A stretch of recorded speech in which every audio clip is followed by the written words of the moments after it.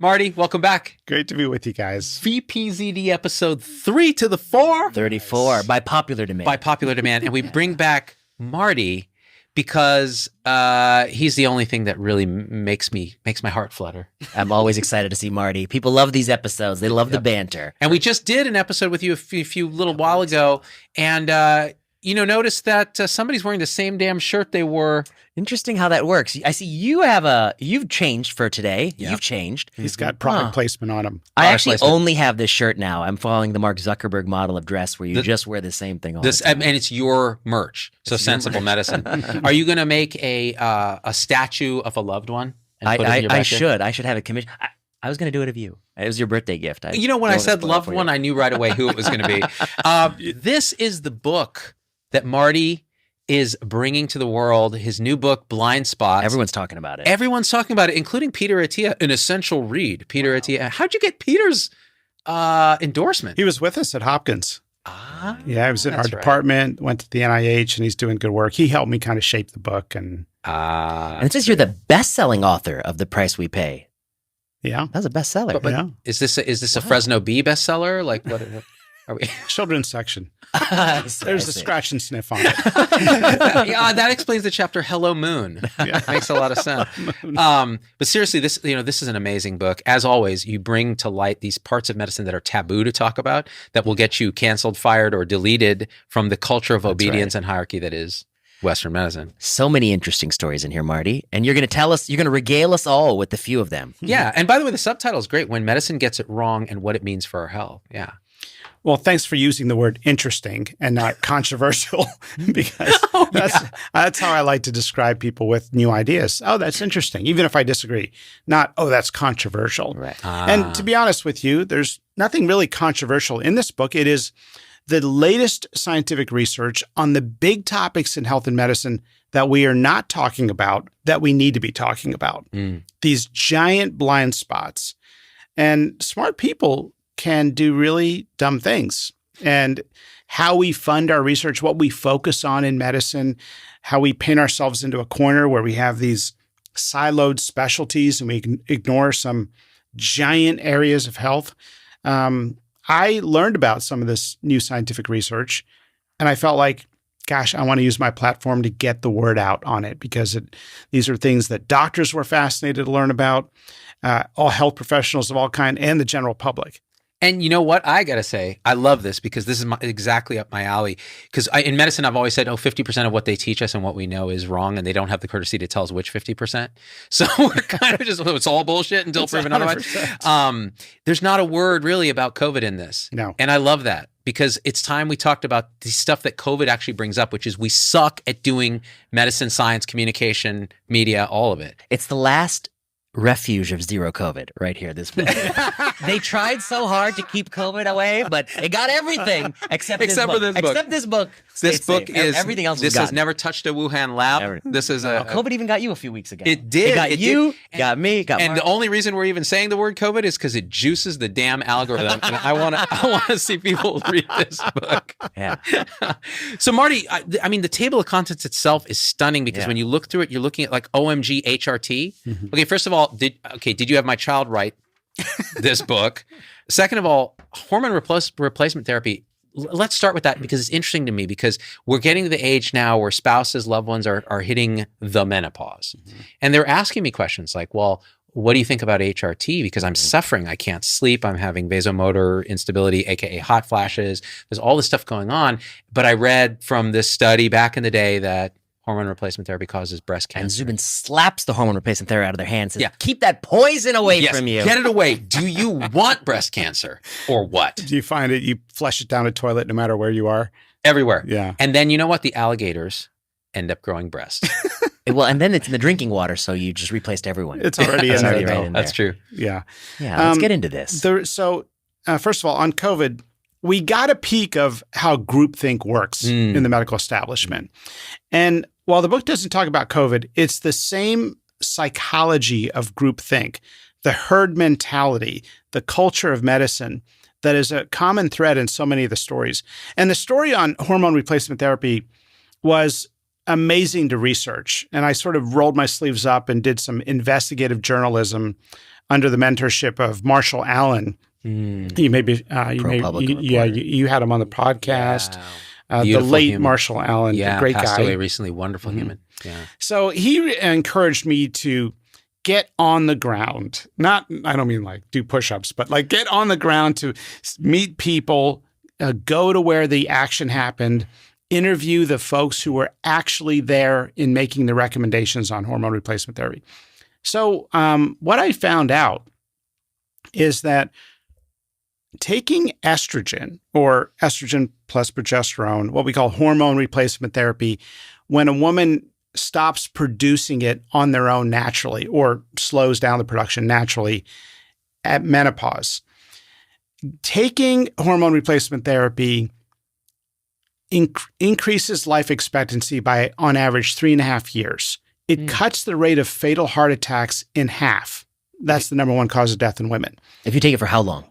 If you start it within 10 years of the onset of menopause and take it indefinitely from that point on, it reduces cognitive decline by 50 to 60%. In one study, it reduced Alzheimer's by 35%. If a woman falls or is in a car accident, they're far less likely to break a bone. Their bones are stronger. Osteoporosis risk goes way down. There's probably, and it alleviates all the symptoms, not all, but many of the symptoms of menopause, either significantly or entirely. There is probably no medication that improves the health outcomes of a population more than hormone replacement therapy in postmenopausal women if they started within 10 years of menopause. And you think we're getting it wrong because Women's Health Initiative started it too late? Women's Health Initiative started too late. But by the way, I was going to say, arguably with the exception of antibiotics. But beyond that, this is perhaps one of the greatest medical interventions in human history. Again, just replacing the body's own estrogen. The progesterone is to prevent proliferation in the endometrial lining. But so without getting too much into the weeds, Disney wants you to buy the book. Women were benefiting from this treatment. The word was getting out. But then a guy at the NIH 22 years ago made an announcement. This NIH doctor said it causes breast cancer. We just finished a study and we found that it causes breast cancer. He didn't release the data. The media ran with the story. And then later, when the data became published, in the table, and I go through all this in the book, you look at the numbers, there was no statistically significant difference in the rate of breast cancer. There's wide confidence interval. Wide confidence interval, 0.83 to 1 point, I think it was. So how did that ever pass muster then? The point estimate was negative, but the confidence interval was wide, is your point. Mm-hmm. Confidence, yes. What about, this is Women's Health Initiative, that's the study. Yep, WHI. I see. What about the heart attacks in that? What do you think? Yeah. So they did find an increased rate of heart attacks, but they started HRT at an average age of 63. That's way too late. When you start it that late, you get the inverse cardiovascular effects because estrogen oxidizes increasing levels of nitric oxide, keeping the blood vessels dilated and soft and healthy. And when that goes away, when the body stops producing it, the blood vessels narrow and harden. And then if you give it, if you then start taking hormone replacement therapy, you can't undo that hardening and narrowing. So you are actually slightly increasing the risk of thrombosis because there is that ever so slight increased risk that you see with oral contraception, which is almost negligible. But after the vessels have narrowed and hardened, it can actually be a true risk of cardiovascular events. That's why the study was flawed. They started it too late. Now, many other studies have started it within 10 years of menopause and have seen overwhelming health benefits. I mean, it is nuts. And I go through each of the studies, each of the organ systems, the overwhelming benefits. I mean, think about, we have billion-dollar drugs to try to slow the progression of Alzheimer's. Here's a medication or replacing your body's own natural hormone that reduces cognitive decline by 50 to 6%. It may reduce Alzheimer's by up to 35%. The studies that started it earlier, are they also randomized? Some of them are. So there were some before, some afterwards, and there are some clear-cut benefits like the bone strength, reduced cardiovascular. There's been reviews done. So I go through all the studies, do as much of a comprehensive review as people will tolerate in a book for the lay public. But I cite many of these big studies. And when you talk to people who know these medications well, they know hormones, they're GYN endocrinologists, they've been prescribing it for a long time. They'll tell you, yes, we see these benefits, but the Women's Health Initiative was misrepresented by its investigators. And I found out that the 40 principal investigators involved in the study, they were summoned to a conference in a special meeting of the study in Chicago at the Sofitel Hotel. And in that meeting, they were told, they were kind of bamboozled. They were told, hey, you can throw out the agenda. There's been a discovery. We found that hormone replacement therapy in our study causes breast cancer. We went ahead and wrote the manuscript. It's already been accepted at JAMA, and you're listed as co-authors. And a bunch of the guys there are like, what the heck is going on? This is completely unorthodox. And they're outraged. And some of them finally get down to that table in the study. This is the famous JAMA WHI study in 2002. And they get down to that table and they say, wait a minute, there's no statistically significant increase in breast cancer in the HRT versus placebo group. The confidence interval includes 1.0, unadjusted and adjusted. And so this shouting match erupts. And one of the guys says, if you put something out there in the public domain as sensitive and scary as causing breast cancer, with the way people are sensitized to that particular condition, you will never be able to put that genie back in the bottle. And that's exactly what happened. Yeah. 100%. To this day. Who drafted the manuscript? So he said there was a writing committee, like a scientific subcommittee of the 40 PIs. 3 of them were probably the leads. And all 3 of these people have had massive promotions since then. Interesting. Yeah. I mean, I think your point is well taken that, and I hadn't thought about it the way you put it, to say something causes causes breast cancer. It's not great that confidence interval crosses 1. It's suboptimal. It's problematic. Yeah, that's a good point. Because the confidence interval goes as low as 0.83. Yeah. Which means that it's compatible with a 20% reduction in breast cancer. But the MI confidence interval, that was higher. That was significantly higher? Okay. Because they started it at an average age of 63 and something like a third were smokers, and they used horse estrogen instead of, biosimilar estrogen or bioequivalent, biosynthetic. I see. Biosimilar is what I'm trying to say. This, mimicking estradiol. You also said there's like a life expectancy gain of 7 years. Where does that come from? 3.5 years. Yeah. So that was an analysis, a study that I included, also cite. So, and it makes sense, right? It makes sense. And there's other models that have suggested this. The octopus is an animal that is very intelligent. At within 1 year of life, it can do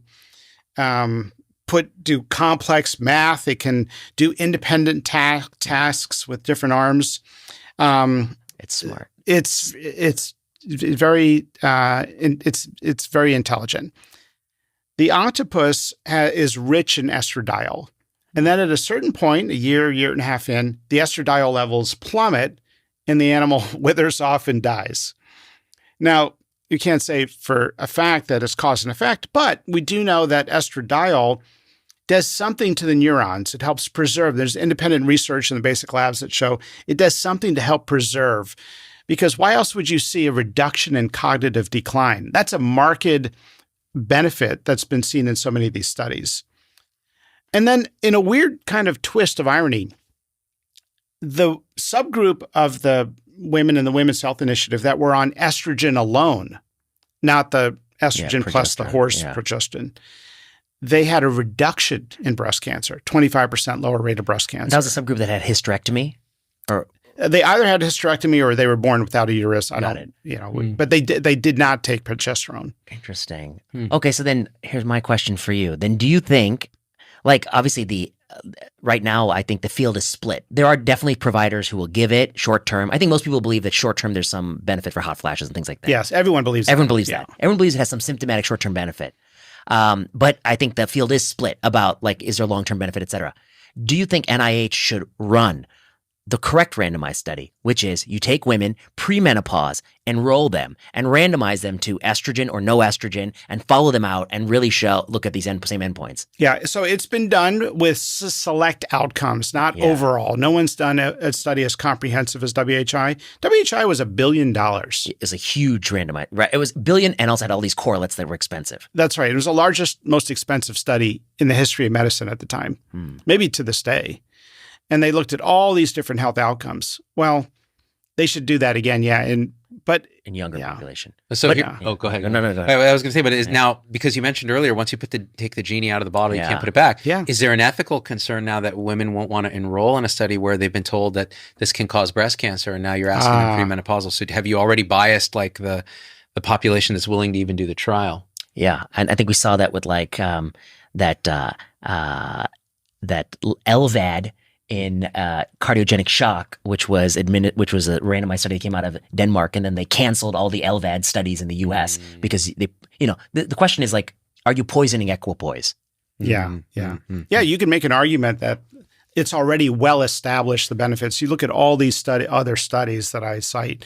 I mean, you could argue that, hey, maybe we've already had enough randomized trial data to show all these other benefits. The crazy thing is, and I'm saying this as a man, right? We're mansplaining menopause, which I like.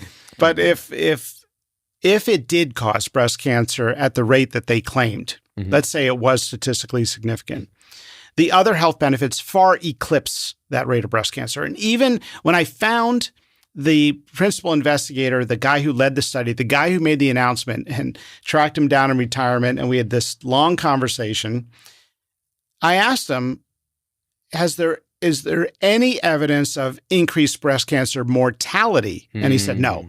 Because these are probably estrogen receptor sensitive breast cancers and more treatable. It's interesting. But at least then you could give women an interpretive choice and say, okay, well, here's the small risk. It's just like we do with, say, prostate cancer. Do you treat or do we watch while waiting? It's the same like with HRT. Well, here's the small risk. Is that something you value? Are you so afraid of breast cancer that you... I feel like it's the MI stuff that threw them off. What happened to the all-cause mortality in WHI now that we got like... Do we have an all-cause mortality paper on that trial?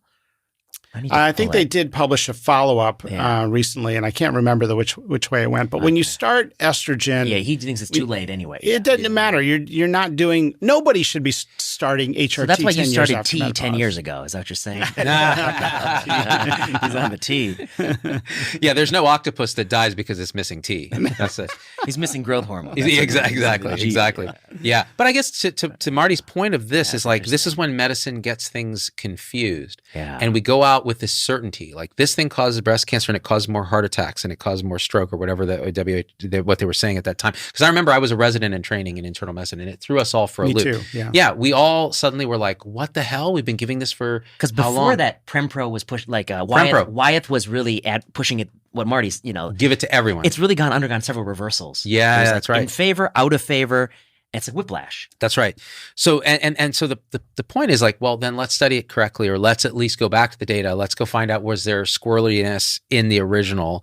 What were the motivations and everything that was going on? And then look at it and realize, hey, so that's why it's called blind spots, right? And Marty's like a journalist. First of all, he's mic'd up. He's wearing a wig in disguise. Totally. He goes in to get this confession. Yep. And the guy talks like this. Well, when we did the study, it was all the women weren't really women. We did it on men because we only study men. Who wrote it? My child wrote it. And I said, fuck you sign off or you don't get the JAMA paper. Yeah. Interesting. Yeah, interesting. So you went undercover. You went in deep. Well, the book is about medical dogma. Yeah. And dogma takes on a life of its own. It does. And you've got to question these deeply held assumptions in the field. So what's another assumption that you question here? What else? Well, and there's no downsides to antibiotics. What? I drink some in my tea. Me too. Yeah. We used to say when I was in training, there's a triple pill, right? It's an aspirin, a beta blocker, and an antibiotic in all the water, and everything will be fine. That's how diluted we were. Yeah. You carpet bomb your microbiome, basically. Carpet bomb the microbiome. Yeah. So Which what's I think the is a term downside I of learned from you. antibiotics? Well, Yeah. it does carpet bomb the microbiome. And so you're altering the microbiome in ways we don't understand. Now, we know the microbiome is a garden of millions of different types of bacteria. That's a nice word choice. Garden. The garden, yeah. It is. I mean, I was there's going to a say balance. cesspool, but you took it to the Yeah. positive. Well, we do know if you wipe out, let's say you take amoxicillin for some dumb reason that it was where it was unnecessary. Yeah. People come in with C. diff. Yeah. Yep. That's an example. That is a picture. What do you think of the antimicrobial soaps that everyone's slathering on? Yeah. Another great example. Well, I mean, it's at least people are not digesting it. I feel Okay. far worse when I'm giving routine perioperative antibiotics before surgery for minor procedures where antibiotics have never been found to reduce infection rates. That's based on your checklist. well, that Your was- checklist is what did that, Marty? That's not actually on the checklist. That's on the but, checklist? no, yeah. But I thought people antibiotics can was add it's it. on the checklist. For open surgery, it's on Yeah, the for open checklist. surgery, okay. But So not the data, minor, yeah. Not the data minor. was done in open surgery. But then people extrapolated it to minor procedures. Like cataracts or something. Yeah, I mean, why, like an anal wart excision? Mhm. Like, why do you need antibiotics? It's an open, I it's say like, it's already dirty. So I asked the guy who put out that recommendation about antibiotics before every single operation in medicine worldwide. Yeah. And I said, the data was only there for open abdominal procedures I or see. major surgery Mm. in other parts of the body, but major surgery. Why is it extrapolated to every procedure? And he said, this sounds like a COVID vaccine recommendation. Well, we wanted it to be simple so everybody could recommend it. Oh, man. These are doctors.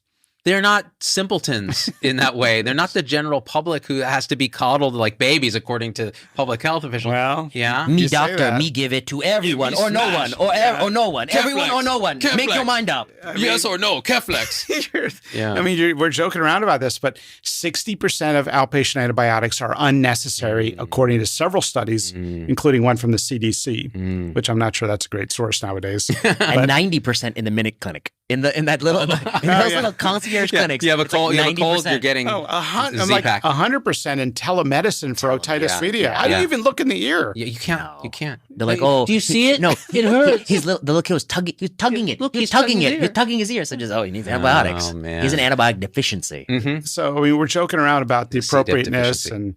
but almost every hospital has some internal police force that does not allow doctors to prescribe certain antibiotics. There's only a few that they guard. Yeah. The ones I want to give. But Yeah, they're- always. Yeah. They're like, oh, you want that Zosyn? Yeah. We're going to have a little talk in the back You room. have to get approval. But amoxicillin, they're just like, water you take that like Carbapenem. Skittles. Yeah. So these antibiotics are altering the microbiome in ways we don't understand. So there's an amazing study done at the Mayo Clinic. It got almost no attention. It was one of those studies that caught my eye and it compelled me to write this book. They looked at 14,000 kids in Olmsted County, Minnesota. And they compared kids who had received an antibiotic in the first few years of life to kids who did not. And they were matched as best they could do. And they found that children who took a course of antibiotics in the first few years of life had a 20% higher rate of obesity, 21% higher rate of learning disabilities, 32% higher rate of attention deficit disorder, 90% higher rate of asthma, and a nearly 300% higher rate of celiac. Now, you can't conclude cause and effect from an epidemiologic effect, right? It could have been whatever the reason was they needed an antibiotic. Yeah. But a couple compelling factors would suggest it is causative. One, there is a dose-dependent relationship. The more courses of antibiotics, the higher the likelihood of all these things. Farmers have been noticing if you give antibiotics to a pig or a chicken, they're fatter. That's Okay. true. That's true. Yeah. And so we think there's something going on. Some of the bacteria in the microbiome produce low levels of GLP-1. We know that bacteria are involved in digestion. They train the immune system. They make serotonin. They're involved in mood. So this learning disability thing. And you look epidemiologically over the last 50 years, we've seen a rise in all these chronic diseases as we've been giving liberally antibiotics. I'm not saying it's the only thing. I'm not saying it's definitive, but this is a real signal in the data about the number one thing in healthcare. The number one problem is the growth of these chronic diseases. And it's not just the antibiotics, it's unnecessary C-sections. That's for sure. I mean, when a baby has, Because then it doesn't get vaginal flora, is what you're. that's right. Yeah. Yes. Yeah. Because the gut is sterile in utero. The baby does not have a microbiome in utero. And so the microbiome in a human being is formed by bacteria seeded from the vaginal birth canal, from the colostrum, the breast milk, from the skin, kissing, grandparents, all that stuff. And it's almost sort of passed on in generations. Like if you alter the microbiome of one generation of mice, the next generation will also have an altered microbiome. Right. And so, but when you are delivered by C-section, a baby is extracted from a sterile operative theater. Instead of its gut being colonized by bacteria from the vaginal canal, it may be colonized by bacteria that normally live in the hospital. And so we're altering the microbiome. And there's incredible research now. Paper in JAMA Surgery just found that higher rates of colon cancer among people who were born by C-section compared to those not born by C-section. This was the original C-section, Julius Caesar, led to being stabbed 33 times. So, it's got a bad track record. It's a bad track record. No, so back to this, what's interesting too is, so I have a question and I don't know the answer to this. Like when someone has a C-section performed, are they typically given associated antibiotics as well, the mother? Yes. Oh, I bet they do. Yeah.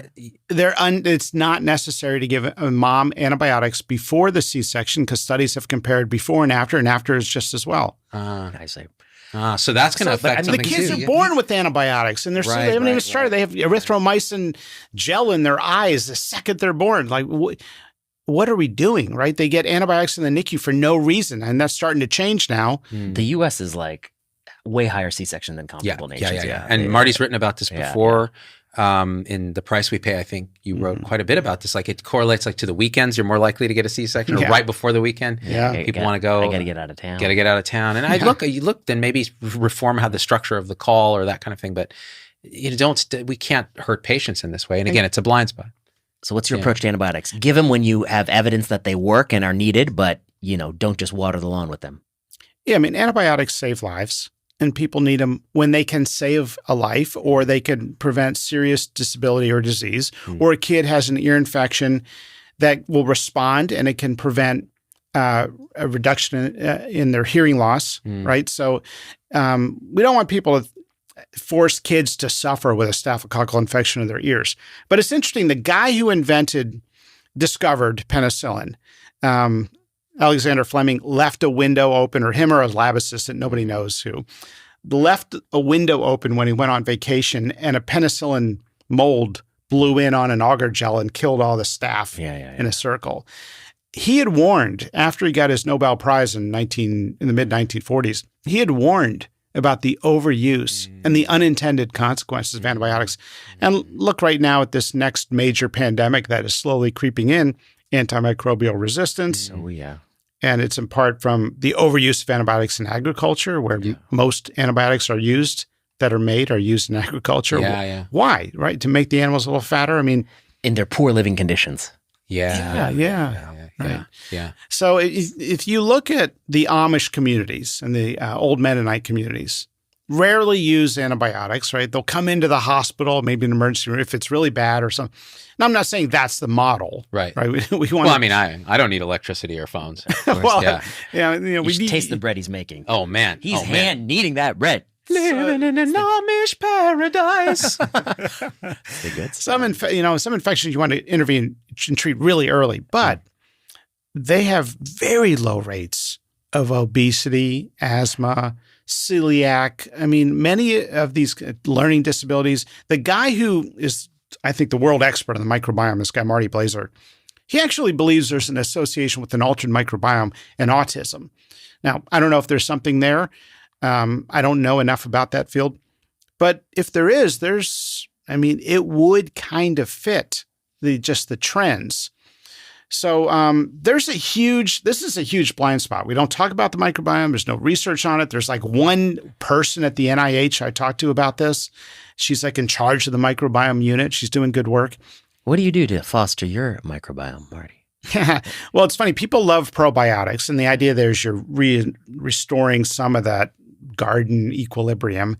But most go right through your system, and there's not enough research on which ones work. Now, Shepherd Pratt Medical Center is doing a trial on people with bipolar to see if probiotics can treat bipolar. There's been, at Mass General, they had a study reintroducing bacteria from healthy subjects, normal weight subjects, into obese individuals to see if that bacteria can help them with weight loss. Now, the first study they did was not successful, but this is an expanding area of research. And it's cool stuff, and it's, what we need to be talking about, the overuse of antibiotics, how we ensure people have a healthy microbiome, and its interaction with all of these conditions that we treat. I mean, just colon cancer alone, there's a study that came out that found fusiform bacteria, which is normally in the mouth, is in 50% of colon cancers. It's hard, it's rarely in the colon.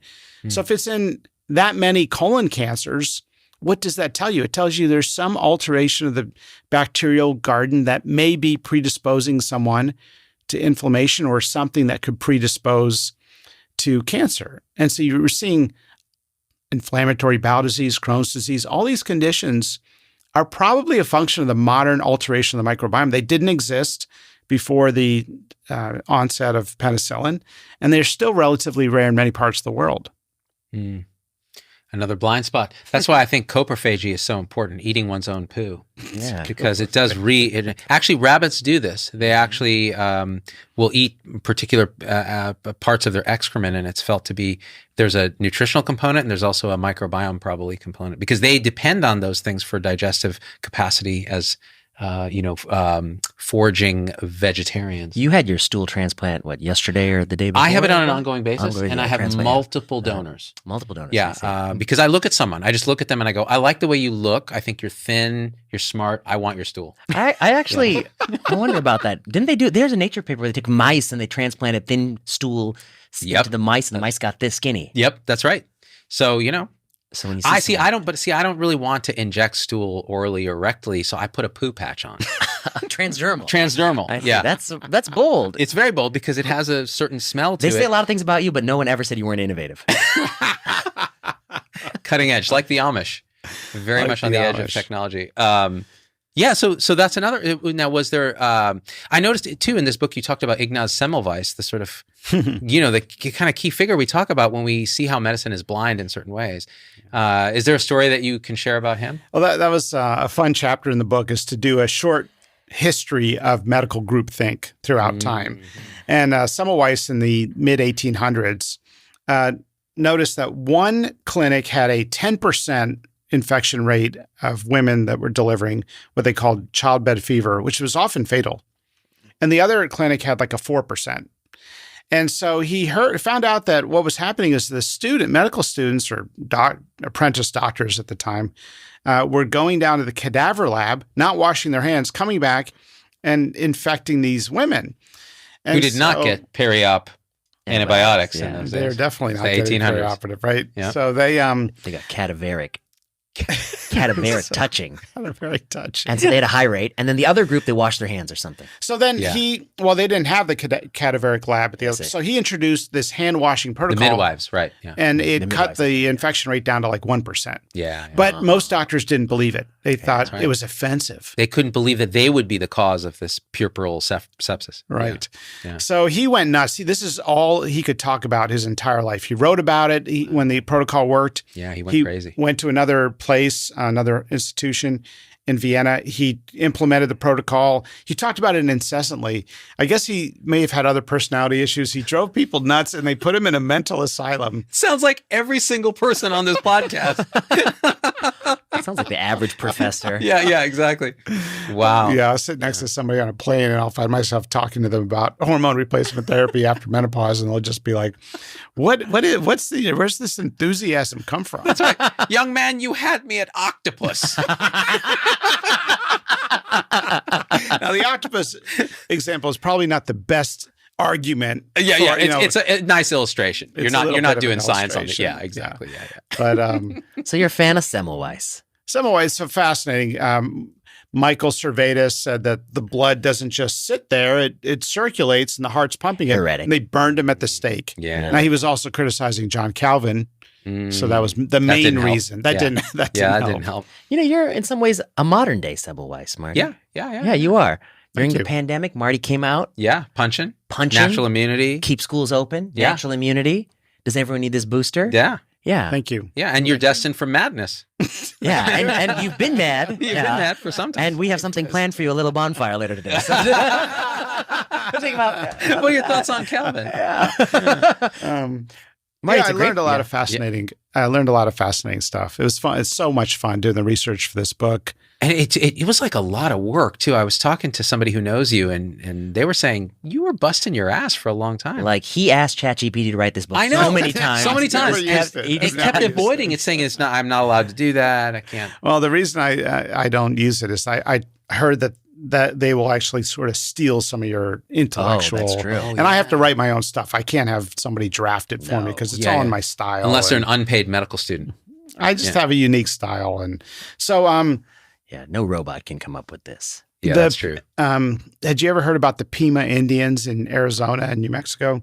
So the thing with Pima that we were always taught is they have high they have a high incidence of gallbladder stones. Yeah. And what else? They had metabolic syndrome or something. That's they were right. eating some diet and then they switched to Western diet and they blew up. Is that it? So the farmers and ranchers diverted the water, and all the soil went to shit.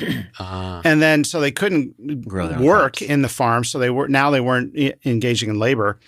And they had no real food. I mean, the famine set in. So the US government in its wisdom sends free food to the Pima Indians, recognizing that they were wronged with the diversion of water. And so they're not sending, organic local whole meats. They're sending Spam. They're sending potato chips. They're sending horrible food. How come they don't send that to me? It's delicious. But he makes an interesting. We'll go on. It's a So really good anyway, point. they It's a just really get good point. metabolic syndrome and diabetes. Yeah. And then the NIH, wanting to look into this, swoops in the late 1960s and says, we're going to do this long study to figure out if they have a gene that predisposes them to diabetes. A gene for eating shitty food that you mailed him. I think I'd love to see you take a look at like the school lunch program and like what they're feeding these kids in compared to school. Japan, where the school lunches are just absurdly delicious and nutritious. And France too. Yeah. Giant blind spot. School lunch. We have got to start talking about school lunch programs, not putting every kid on Ozempic. We've got to talk about treating diabetes with cooking classes, not just giving everybody insulin first line. These kids are on statins now. They're on they're going to be on, every kid is going to be on 4 medications soon. Yeah. And pharma's not going to object. Nope. And the FDA will approve it all. Where's the discussion of communities? Where's the research at the NIH for food as medicine? Like real meaningful stuff, not just blue zone sort of things where you look at these people that live for hundreds of years. Okinawa. Yeah, meaningful relationships, communities. Yep. Activity levels. So connection. Would you ever do what it takes? Would you be NIH director if somebody were to come to you and Marty? I'm not asking if you're running for president. I'm asking you, would you be NIH director? Because I think Marty would do some good. I think he would. Shake it up. They could swear him in on blind spots. Yeah, I think Marty's got the academic background. Yep, the medical background. Smart people, and a history of having the guts to say what he thinks. That's right. I think you should be NIH. Look at you. Notice no one's saying I should be NIH director. Because I'd be like, FDA. I think you should be at FDA. I'd totally. Oh, yeah. I'd just be have that stamp in your hand. Yeah. Let me see this medicine. Is this what you want? Let me just. Can I take it? Is that? Yeah, it feels pretty good. The psychedelic research. Drug approval has just really exploded under. I think. Zubin Yeah. All of a sudden, it's like crack cocaine is legal. It's actually it's medicinal. It ketamine helps the for microbiome. toothache. Bold choice, Zubin. Bold choice. Ketamine for wisdom teeth. Yes. For wisdom teeth. I've learned a lot from both of you. And, thank you, Mark. Vinay, especially like your passion for doing an RCT to answer a question. If there's a debate, there's a controversy, you can all opine and go on CNN and, be your pundit. Or we can do the study and get the answer. So right now, one of the big blind spots in infant care is, do you cut the frenulum under the tongue? Do you cut the frenulum under the upper lip? Some people do the sides of the tongue. It's like the Wild West. This is going to go on for decades. Until you settle it. Until you settle it. But who's going to fund that study? Yeah. Pharma? The American Academy of Pediatrics? The NIH? No, they're too busy funding labs in Wuhan.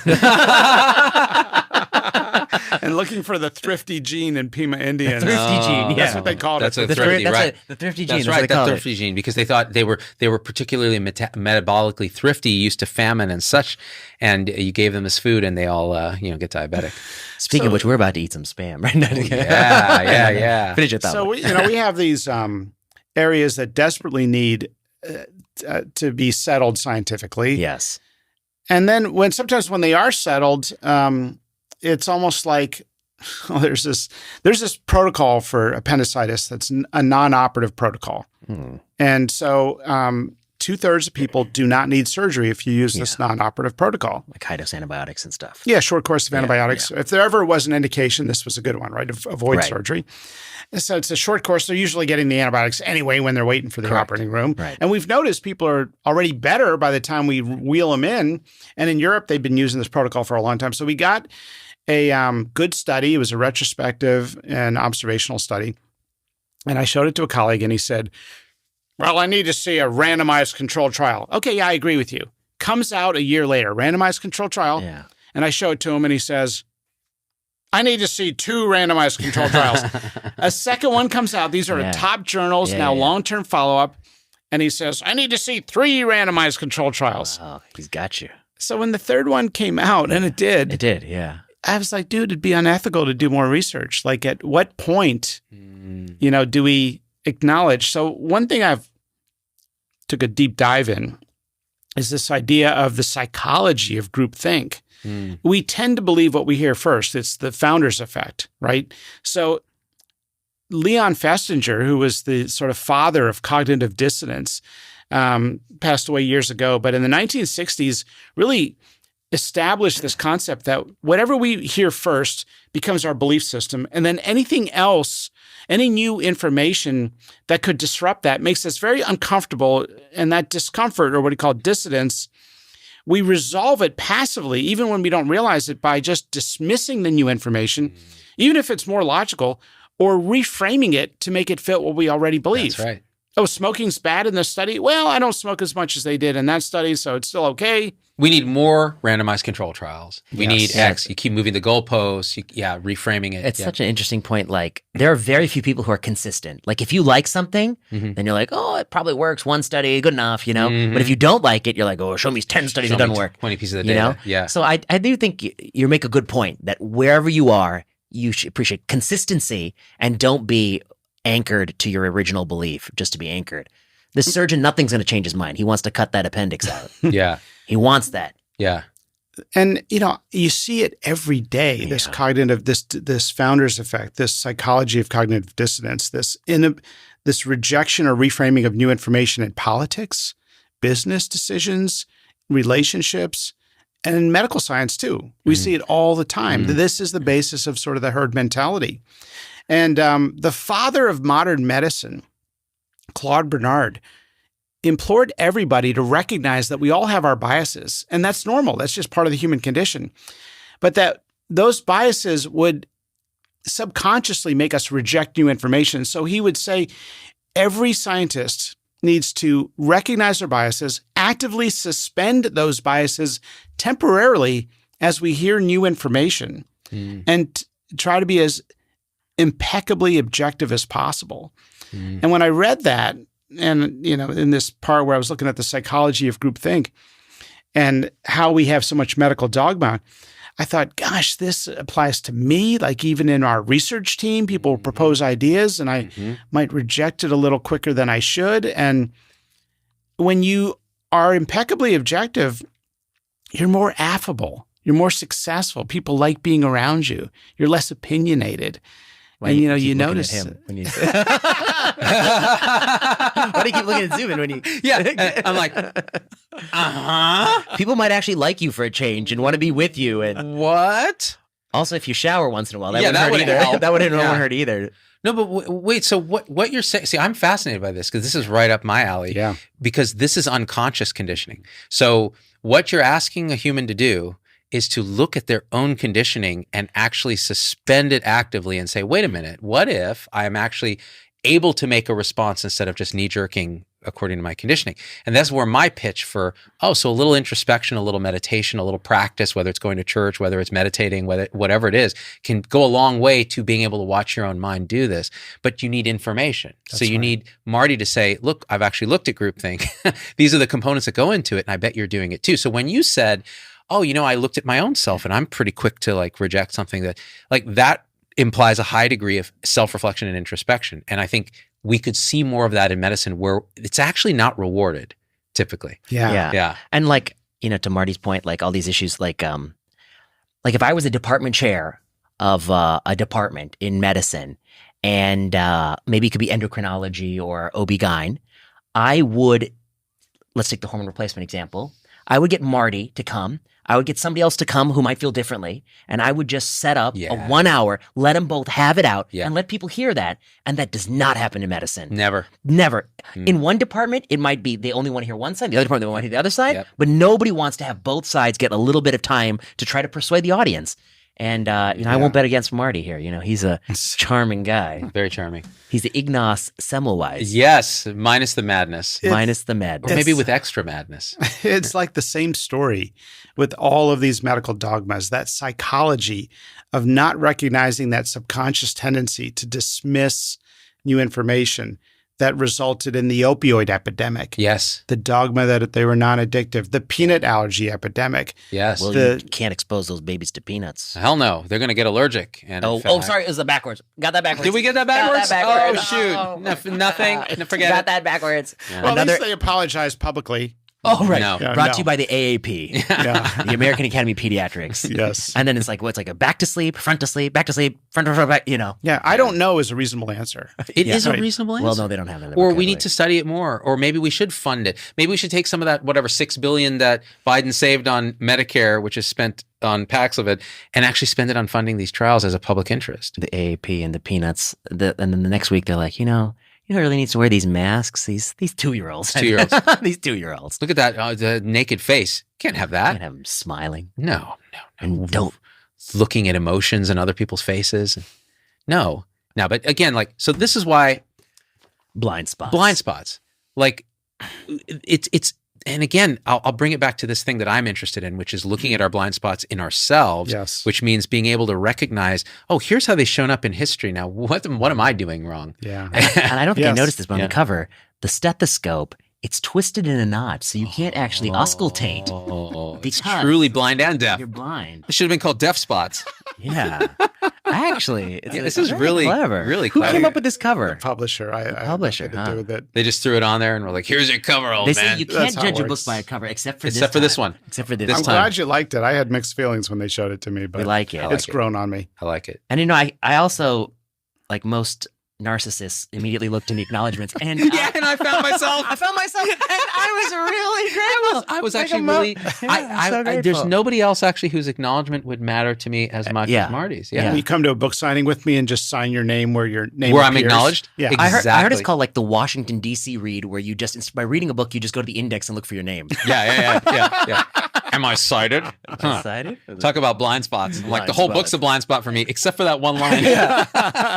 Well, Marty, this is terrific. The book is out now. People should check it out in stores. We'll put a link in there. Get it wherever fine books are sold. And now it's time to test your thrifty gene out. The thrifty gene. Is Borders still a thing? No. I don't Damn think it. so. Barnes & Noble is still Barnes & Noble hanging on there. Hanging on by the Amazon's just battering them. Local independent. I support the independent bookstores. Yeah, go to an independent bookstore. Pick this So up. you want people to buy it on Amazon or no? I recommend people find the independent bookstore in their town and go there. Look at Marty. You're willing to take a hit financially. You can for buy what you care for. Malignant and Ending Medical Reversal on Amazon. You can go on Amazon right now and buy it. I won't stop you. Unfortunately, there's only usually 3 copies left in stock or something. That's right, because they're so popular. Yeah, right. Everybody, It's because there's only 7 copies. They're disappearing fast. Yeah, They're I have 4, so there's only 3 left to grab. They're disappearing like Boeing whistleblowers.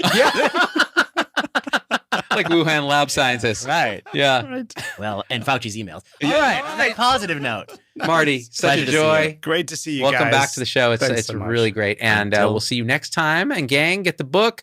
Get your blind spots under recognition. And me and VP. And if 50,000 people like this video, we'll bring you episode 35. It's got to be at least 50,000. 50,000 likes. Share, leave a comment that helps juice the algorithm, and just say the word COVID in your comment. Helps a lot. I typed your name into Google for some reason, and one of the suggested terms is, what happened to Z-Dog? Oh, wow. Wow. I wanted to write, he's busy. Oh, that is ego death of a next level. I love it. I think you should do a song where you start with Shady's back. Oh yeah. Guess who's back? Z-Dog's back. And it'll get like 3 views. Well, Eminem's back. Was he really back? He's back. His new song is dope. Yeah, Houdini. Too. Yeah. All right, Houdini. And we out. Peace.